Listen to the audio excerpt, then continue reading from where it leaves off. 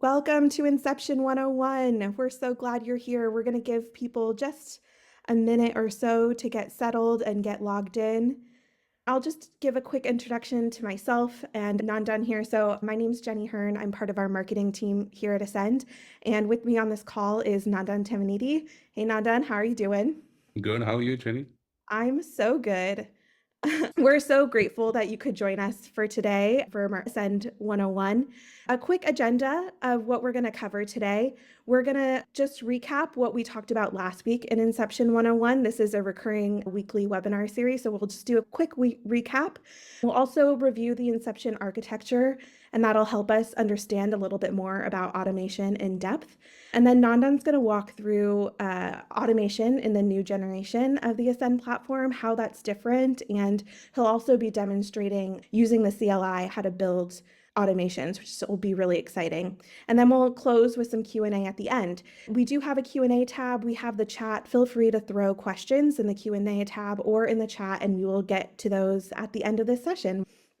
So, a quick recap of where we have come from and where we're going. So, Inception 101 is really meant to be that high level overview of the new generation of the Ascend platform. Last week, we talked about building in the Ascend platform. Tessa presented on the UI development experience. She talked about CI/CD. She covered the file structure and the project structure that is new to the Inception generation of the platform. And then she also demoed the AI features of the platform, which is really exciting. Today, we're going to cover automation on Inception, and Nandan will be building specifically in the CLI so we can see kind of the difference in those two experiences. Next week, you can join us, and I usually be presenting on observability and the observability features of the new platform.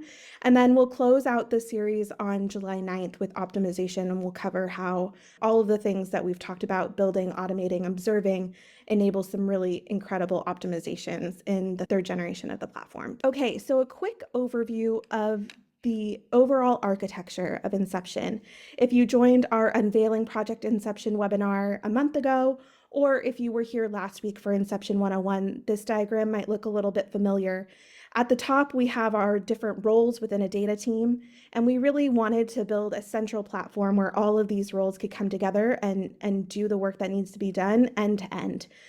So we have that unified data engineering platform with ingestion, transformation, delivery, orchestration, and optimization. And on top of that is our intelligence core. So Ascend is collecting the metadata on all of that activity, and that really feeds our data-aware automation engine. And why this is really critical is because without that collection of metadata, that is so key, we couldn't empower all the automation that you're going to see today.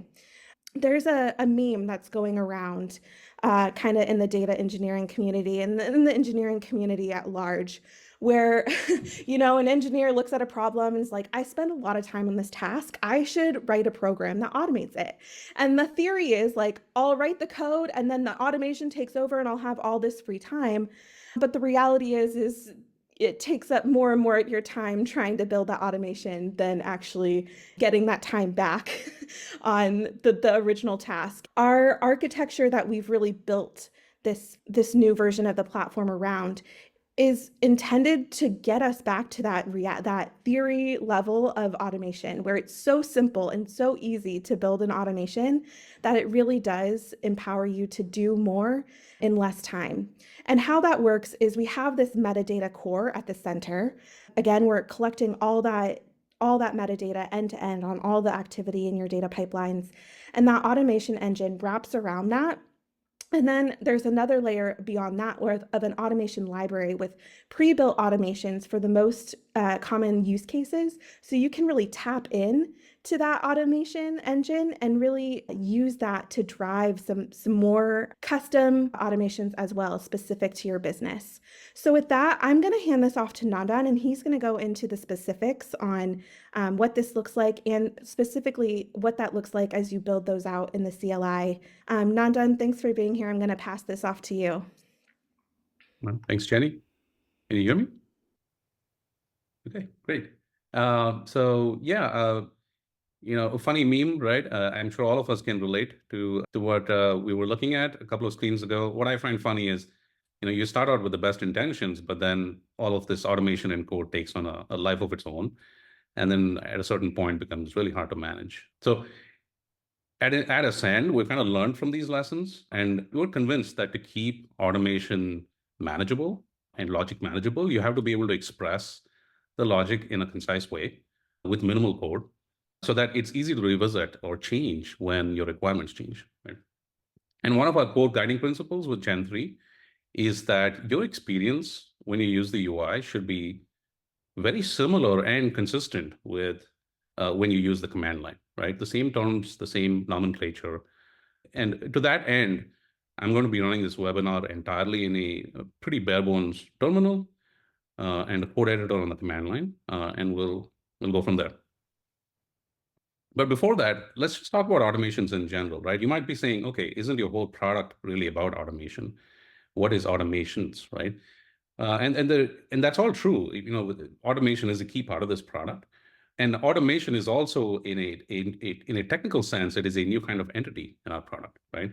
So what we had in Gen 1 and Gen 2 is we had these built-in automations. We had data sharing, scheduling, notification, retry logic, a lot of other things like this, right?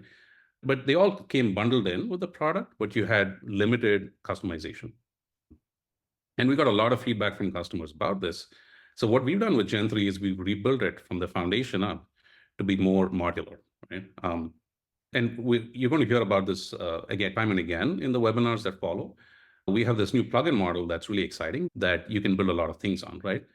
But we continue to offer the built-in automations that we talked about, the data sharing and scheduling, et cetera. But our vision is that it is so simple to write an automation that our user community will start to build their own and start to contribute back so that everyone can benefit. And of course, we expect that every business will have its own, specific automations that stay private in your environment. But that's the general idea. If you attended our webinar last month, we talked about all the different kinds of metadata that we collect in our system. So just to skim over some of these, we've got resources, state, data integrity metadata, profiles, telemetry, and events, right? Those are the broad categories. But for the purpose of this webinar, we'll focus more on state and events, right? Because these are the types of metadata that really drive automations.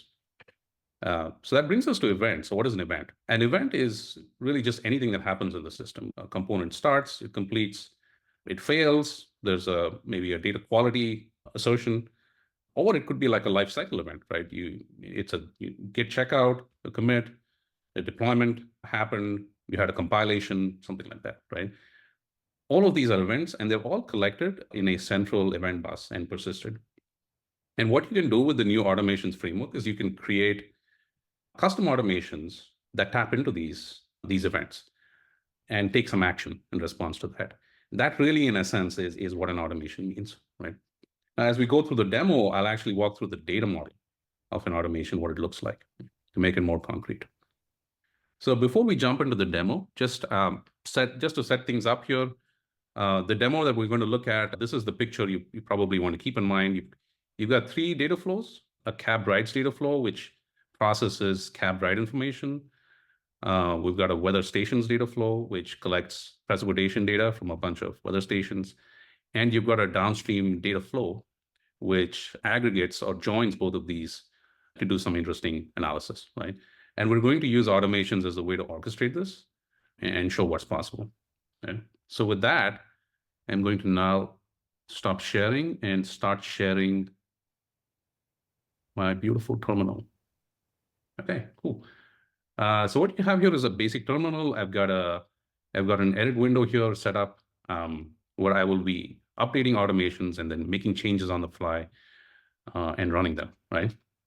Now, before that, let's recap the basic structure of a project. What I have here is a repository called Inception demo for the purpose of this webinar that I've checked out from Git.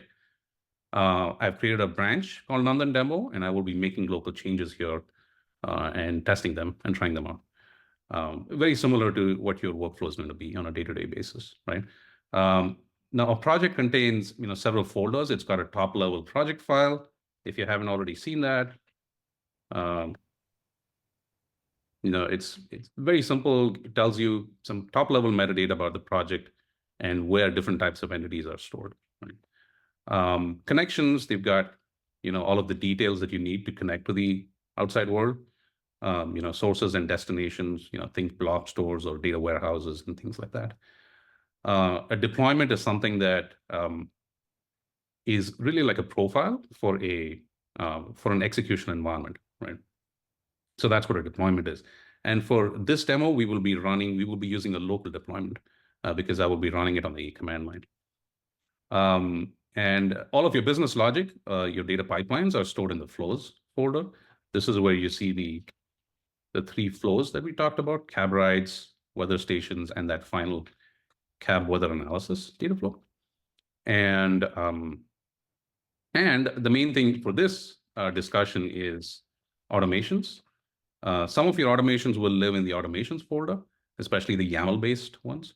But you will also have custom automations written in Python in the source folder. Right? So with that, let me jump over to the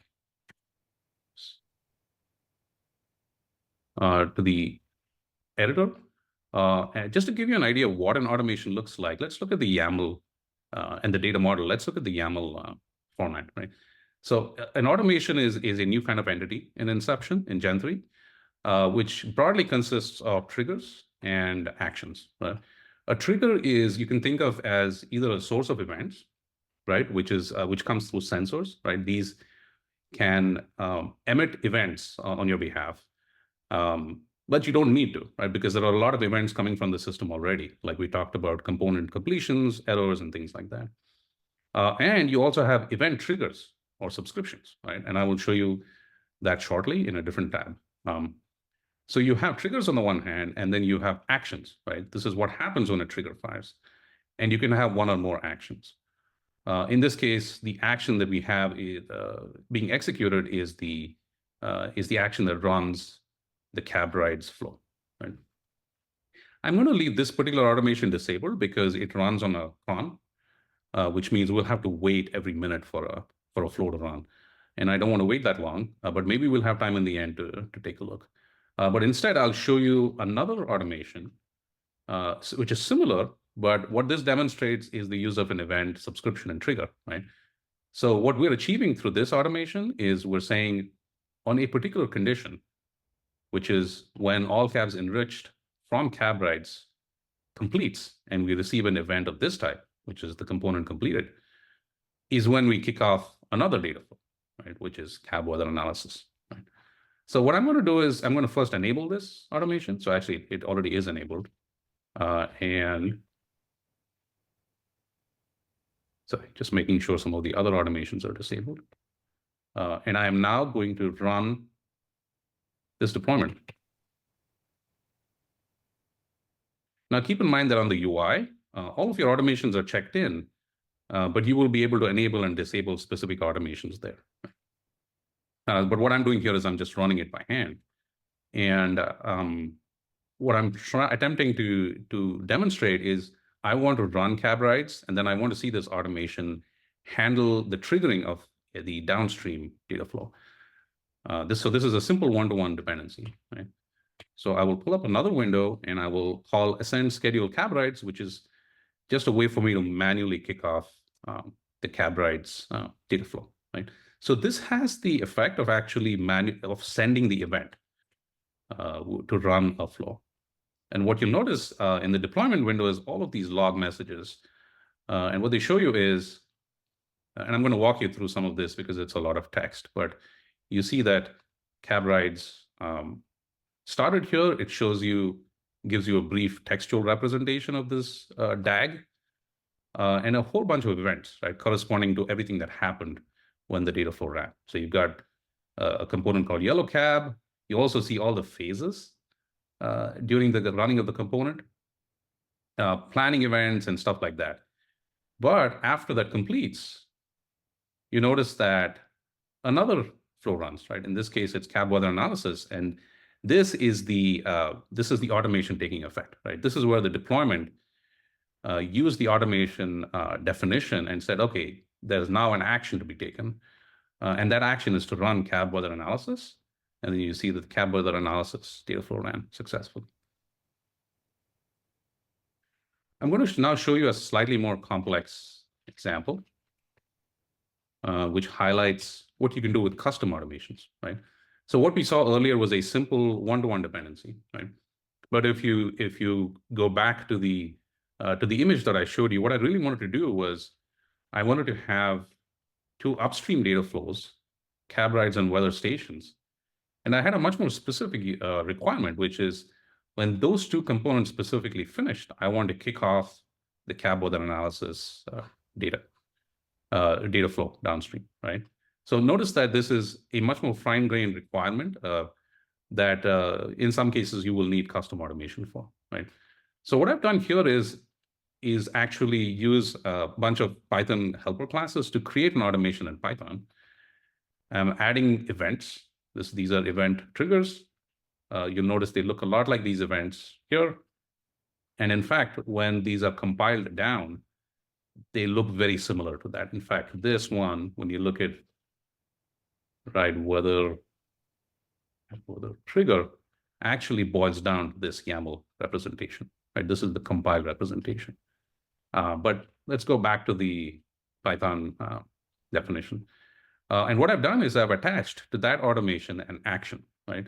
And the action is to look at the context and actually keep track of what components have successfully completed. So in this case, every time I get a callback, I add the component that successfully ran to a set, right?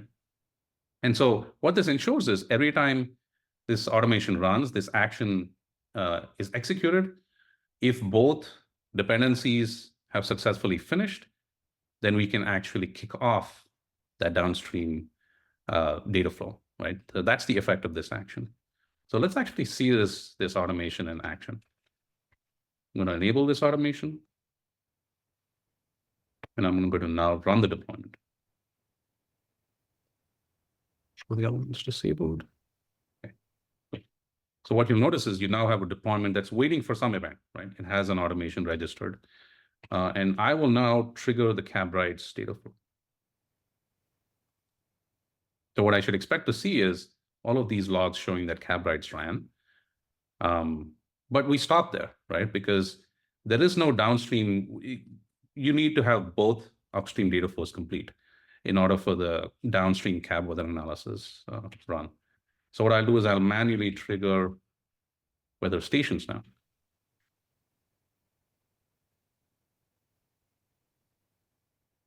So you now see logs pertaining to weather stations. Weather stations takes a little longer to run. And so weather stations completed. And there you notice the automation kicks in and triggers cab weather analysis because now both dependencies have been met. And it actually takes cab weather analysis all the way through and runs that data flow. So what you have here is actually what is a data share in action, except that we've now given you more fine-grained knobs and ability to express dependencies to create your own custom workflow. Now what I'll do is I'm going to take this one step further. So I have another automation here. And this one actually monitors for the completion of that downstream data flow. And so what it does really briefly is it filters on events from a component called ride weather. And it says, if I get either an error from a test or the component just failed, then I will send a Slack message. Right? That's what the automation does. And what I've done on the back end is I have set up a Slack application, a custom Slack application, and a channel which receives these messages. Right. So now that I've enabled this, I'm going to actually go and have that component fail, because I want to see this automation take effect. So I'm going to deliberately change one of the data quality tests to check for a data type that I know doesn't exist in the data, which is temperature data. I happen to know that only precipitation data is in there.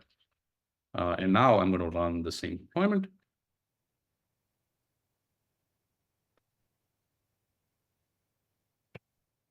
And just like before, I will manually trigger both data flows to run. Again, keep in mind that in a production data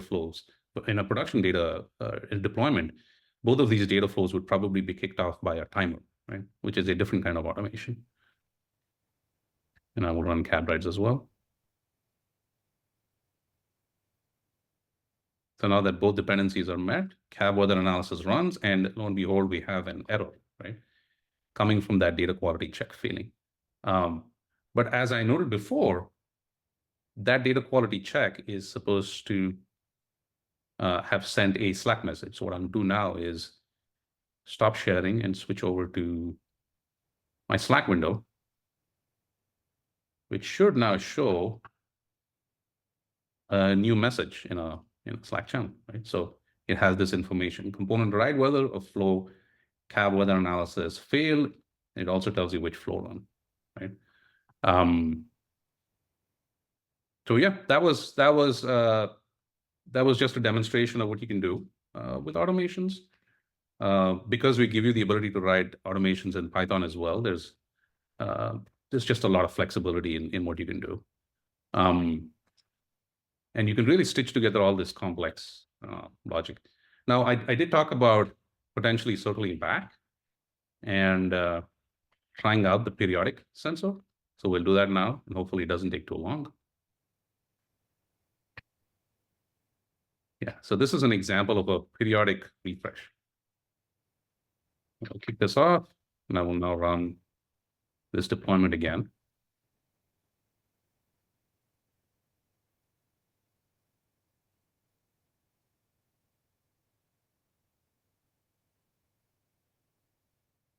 And what we should see is at the top of the minute, based on this cron schedule, we should see the cab rides flow being kicked off. So we'll just wait a few more seconds. Okay. And there you go. So there you have it. That's a demonstration of really basic, timer-based scheduling.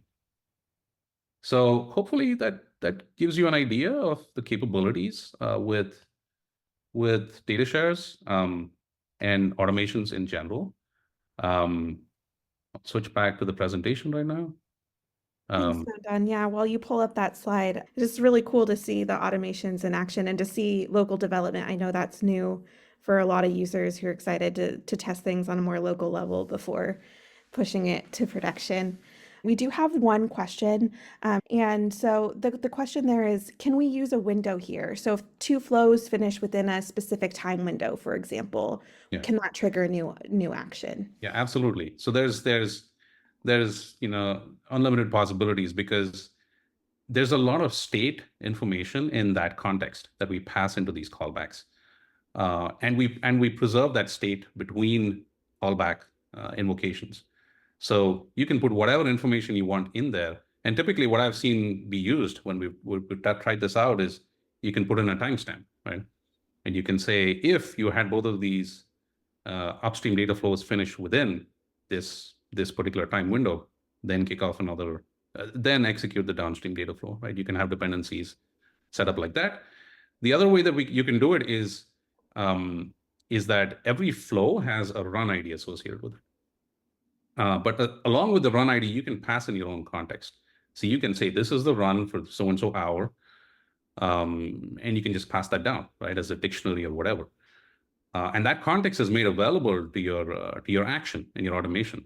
And so you can respond to that, right? So you can say, if these two components completed for this particular time period, right, then I will trigger a downstream data flow. So, there's all kinds of things you can do with that, because that context gives you things like, did I fail an SLA, right? Did I not meet an SLA based on when the component started and ended? Between the state tracking that we do on our end and the fact that we give it to you in the callback, there's just potentially an unlimited number of applications. Now, having said that, our goal is to try and make these common use cases as simple to express as possible. So the more and more we collect feedback like this, we will actually make them first-class built-in automations that you can express in a really simple way in YAML. But for now, a lot of these you will be implementing in Python. Makes sense. I know you demonstrated a couple different use cases of orchestration, of notification.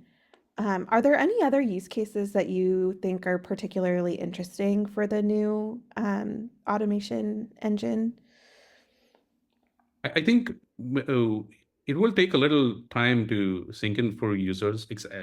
What we're really giving you access is we're giving you direct access to the thing that powers the rest of the platform, right? This is literally the engine, which is a combination of the events and the automation engine that responds to those events. We're giving you direct access to that, right? So data sharing is one of those things. Lineage tracking. Lineage tracking in the sense of you know exactly what flow runs triggered other flow runs, and you have an audit history, right? So you can see exactly when something ran and resulted in a failure or success. Track retries, you know exactly which retry succeeded and when it ran. Yeah, I think it's I think between data sharing and you know custom notifications, I think those are probably the two more exciting use cases of automations. But you know, There's a it's lot of really flexibility and, there's a lot and of flexibility there. Yeah. customization. Yeah. And I think it'll be really cool to see what people come up with as they continue to build. A couple questions in the chat. We have a couple minutes here. Can run IDs be accessed for custom audit traces? It sounds like, yeah, Yes. anything that we have access to. Can flows initiate multiple flows in parallel? Yes. So the deployment runner is really just is constantly evaluating actions in parallel. So all of these actions are eligible to run in parallel, right? So when the conditions are met for an action to run, um, and let's say you have two of these actions, both of these will be executed in parallel. Makes sense. So And then the last question in the Q&A tab is, can a flow be initiated on a component completion event? And that was one of the ones that you demonstrated in the CLI, I think. right, yeah. So that's actually what I demonstrated, which is I had the event trigger specifically look for one particular type of event, which was called a component run complete. Now, a lot of these details will be made available through the documentation, but this is an inbuilt event. This is a built-in event that's emitted by our system. But you can actually create your own custom event types, and you can create automations that look for these events and respond to these events. But yeah, that was I think we covered an example in the demo. Awesome. I know we're at time. Thank you everyone for your questions. I do want to restate, we will have documentation on this. If you start thinking and dreaming about the automations that you want in place now, feel free to shoot an email to anyone on our field team and ask about how that might be implemented in Gen 3 of the platform. But we're really excited for you to get your hands on this and to start thinking outside of the box how you can use the automation engine to really make your life and your world simple. So Nandan, thanks for your time today. Thank you everyone for being on this call, and we'll see you next week.